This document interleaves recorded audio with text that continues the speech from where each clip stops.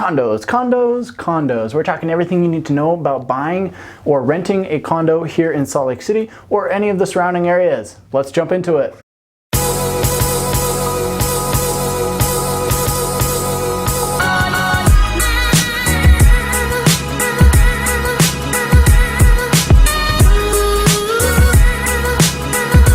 So for the purpose of this video, we're talking strictly condos. We're not talking about townhomes. We're not talking about single family homes. And when I say just condos, what I really mean by this is I need to give you guys a definition here is we're talking about condos where you own the unit, but not necessarily the land that the condo sits on. The easiest way for me to explain this, and something that I think most people can relate to, is it's basically like owning an apartment, right? When you rent an apartment, you're kind of renting the space that the apartment entails, but you're not renting the ground that it's on. You're not renting the common area, the parking space, or anything like that. You're just renting the unit itself. A condo is the same way, except you own that piece of real estate. It can be on the 3rd floor, or it can be on the 2nd floor, or maybe the 20th floor, but you don't actually own any of the ground that the condo sits on. So with that being said, let's talk about everything you need to know about where to find them, what you can expect to pay for them, the HOA fees that you're looking at, CC&Rs, and everything you need to know about buying a condo here in Salt Lake City. First, I want to talk about where you're actually going to find these condos. You can find condos in just about any area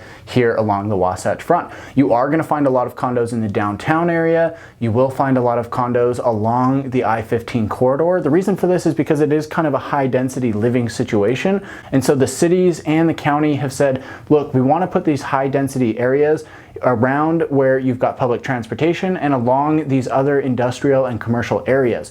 So the reason why they've done that is because it makes for a smoother transition to go from, let's say, a commercial space to a high density living and then to a low density, which would be like your typical suburban neighborhood, right? You don't want to have a suburban neighborhood right next to an industrial plant or right next to a commercial shopping center. It doesn't allow for a great flow. So you will typically find these condos closer to those main corridors where you're going to have easier access to, let's say, the freeways or even just public transportation like the buses, the Front Runner, and the Trax line. When you get out further into the suburbs, you're going to find less and less of these condos, especially in the older parts of town. You know, if you're looking like in, let's say, Cottonwood Heights or Sandy, you're going to find a lot less condos than you would in a newer area like, let's say, Harriman or Bluffdale. The reason for this is because when those cities were built, they just didn't see as much of a need for these condos or these more affordable housing options at that time, and it wasn't as pressing as it is now. So if you go out to Harriman, you go out to Bluffdale, you go to, let's say, Eagle Mountain or Saratoga Springs, you're going to find a lot more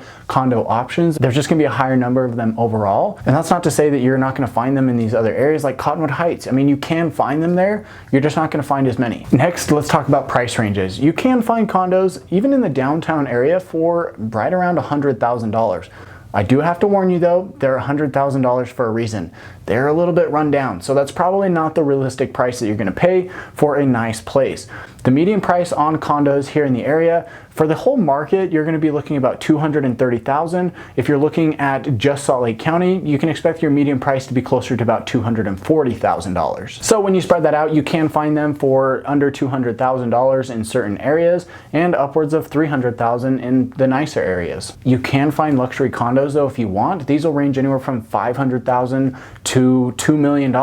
You'll typically find these in the downtown area, or you can find them in neighborhoods like the Avenues or at the base of Emigration Canyon, the St. Mary's neighborhood. There's a lot of these different areas kind of in the northeast quadrant where you can find those luxury units. Outside of those areas, you're not going to find many luxury condos, so don't go looking for one in South Jordan. You're not going to find it. The exception to this is they are thinking about putting some new luxury units in Holiday at that new development that I've been talking about here on the channel recently. So maybe look out for that if you want to live a little bit more in the suburbs and have something that's brand new and still in that luxury price range. Really quick guys, if you haven't already, make sure to subscribe to the channel. If you like learning about what it's like to live here in Salt Lake City or any of the surrounding areas, you need to make sure you subscribe. This helps you because you're going to learn more about what it's like to live here, and it's going to help me, and I'd really appreciate the support because it helps me get my channel out to more viewers who want to learn what it's like to live here. Most condo buildings that you find are going to be about 2 to 4 stories high.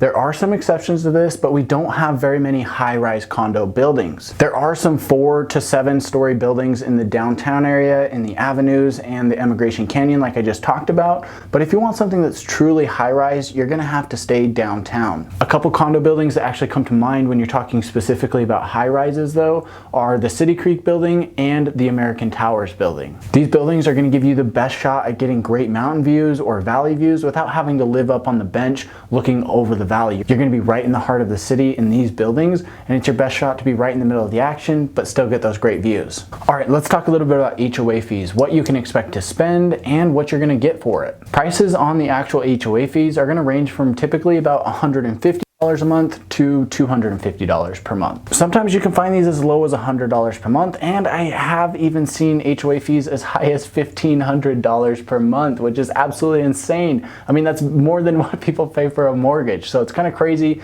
that some do go that high. Of course, that is going to be on a luxury building, but it's just kind of insane to think that you're paying that much just for the HOA fee. So plan on about $150 to $250 for your HOA fee. Typically, this is going to cover things like the outside insurance and the outside maintenance. So they're going to take care of the building. They'll have insurance on the building itself, including everything from the roof to the siding, and they're going to take care of the grounds, right? This is going to include the green space that surrounds the building, the parking lot where you park, things like that. In some cases, they'll even provide other services that you might already be paying for anyway. An example of this would be your water bill, your garbage bill, your sewer bill. You're going to be paying these fees anyway, so it's better for the HOA to group these things together and charge it back through the HOA because they actually get a better deal by doing it this way. And in some cases, they even pay for your internet or your cable bill. And I think probably one of the best things about this is you usually get access to the clubhouse, the pool, and the gym if there's one there on the property. These are nice little bonuses so that you don't have to pay to go somewhere else to use those services. One quick note I want to make here on condos and HOAs specifically is to take a look at the Daybreak neighborhood. A lot of people like living in the Daybreak neighborhood,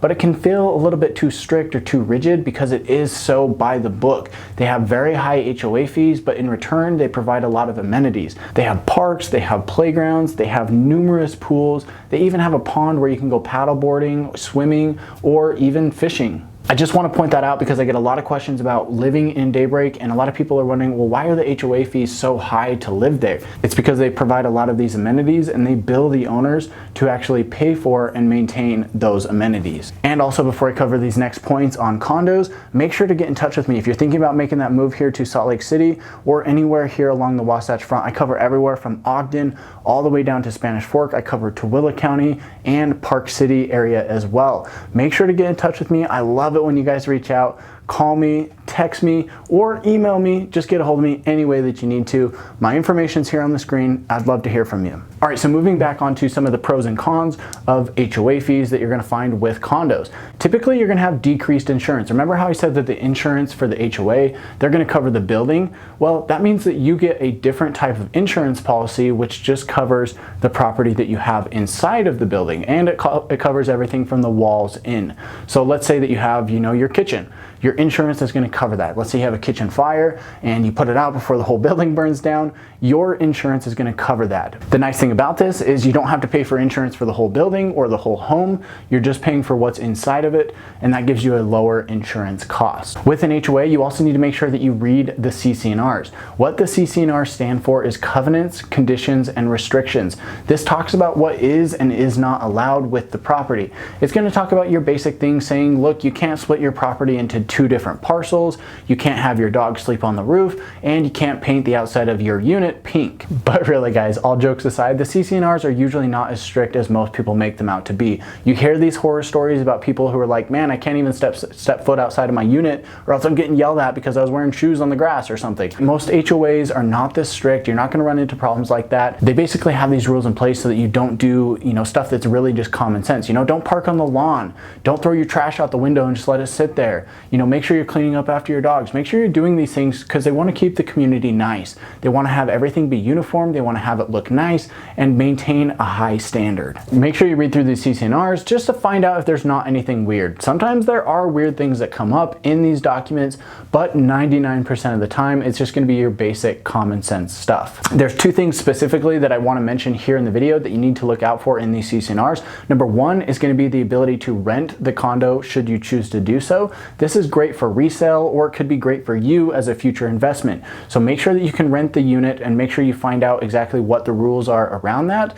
And second, make sure to check the financials on the HOA, how it's being run. You really want to make sure that the HOA is putting aside money for future repairs and they're managing the money that they currently have effectively. They're not overpaying for stuff and all of their expenses are valid, legit expenses.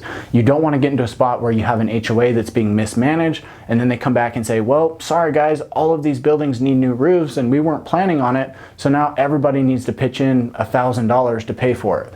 You don't want to run into a situation like that, so make sure you check the financials of the HOA. So guys, some of the great things about condos is you've got very little maintenance. It's a place where you can live and you just worry about living there. You don't have to worry about taking care of the lawn. You don't have to worry about future repairs.